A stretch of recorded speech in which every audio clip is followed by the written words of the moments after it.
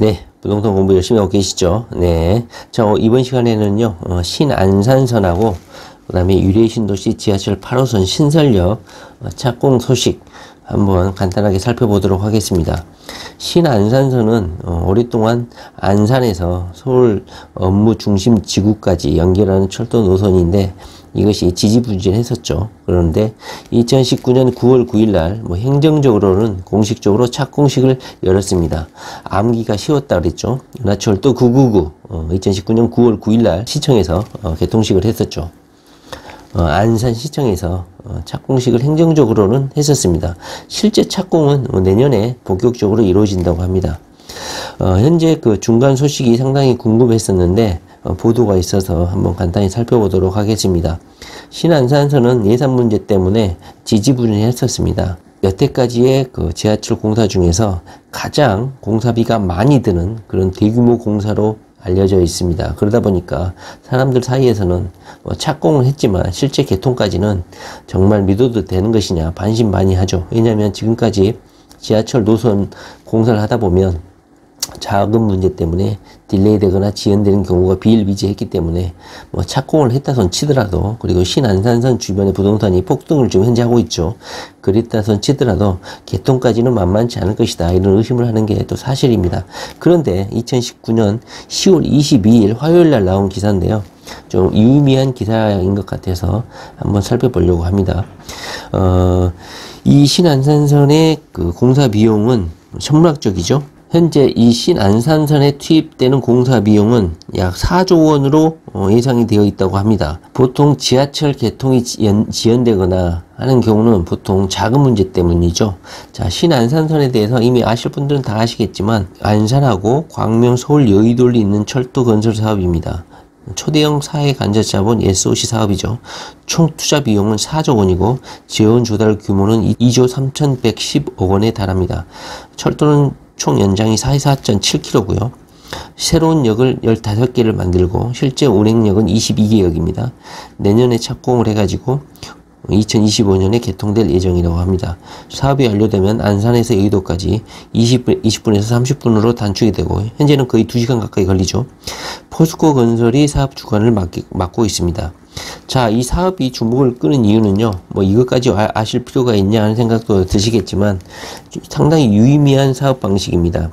보통 정부 재정사업 그러면 정부가 돈을 다 대고 정부가 주도를 하게 되는데, 이 사업은 BTORS라는 그런 국내 최초로 도입되는 사업 방식을 가지고 있습니다.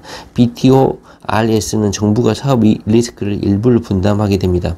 지금까지 지하철 철도 노선 사업이 실패로 되는 이유가 뭐였냐면, 순전히 민간이 사업을 전담하다 보니까 자금 조달이 힘들거나 민간이 수익 타당성이 안 맞으면 중도의 사업을 중지하거나 딜레이하거나 이러다 보니까 계속 지하철 공사가 지연이 돼 가지고 사업비가, 공사비가 천문학적으로 늘어나는 문제점이 있었죠.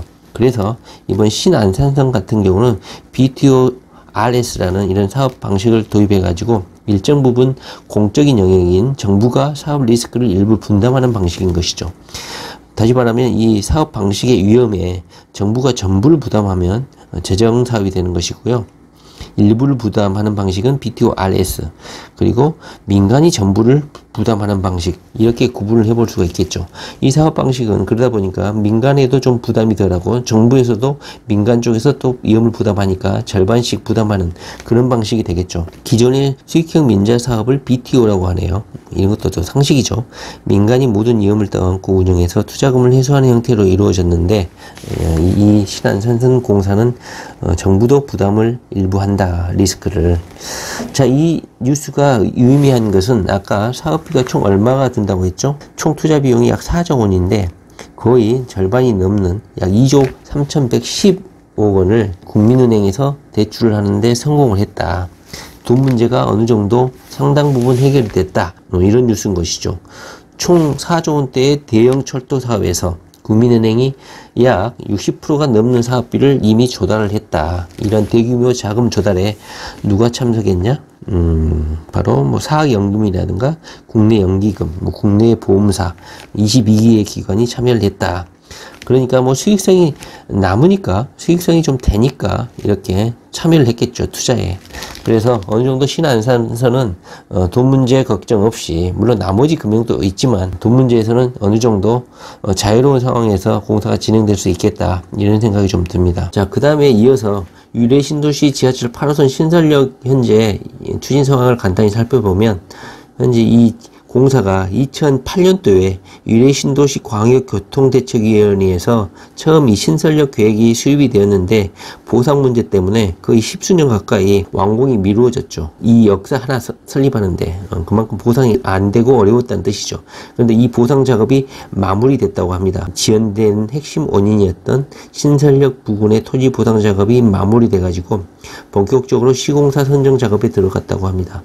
그래서 2021년 하반기에 개통이 예정되어 있다. 앞으로 2년 정도 남았죠. 뭐 공사 들어가면 금방 완공이 되죠. 현재 공식적인 명칭은 기존에는 우남역이라고 예정이 되어 있고, 우남로가 있죠. 그 명칭을 따서 우남역이라고 되어 있는데, 우남이 바로 이승만의 호라고 해서 어떤 정치색을 띠고 있어서 폐기가 되고, 특히나 성남시 같은 경우는 워낙 싫어하죠, 이런 독재자를. 그러다 보니까 우남역을 폐기하고 아마 유래역으로 명칭이 되지 않을까 싶습니다. 현재 8호선 신설역 위치를 한번 보시면 1호 신도시가 있는데, 현재 교통 때문에 상당히 불편을 겪고 있죠.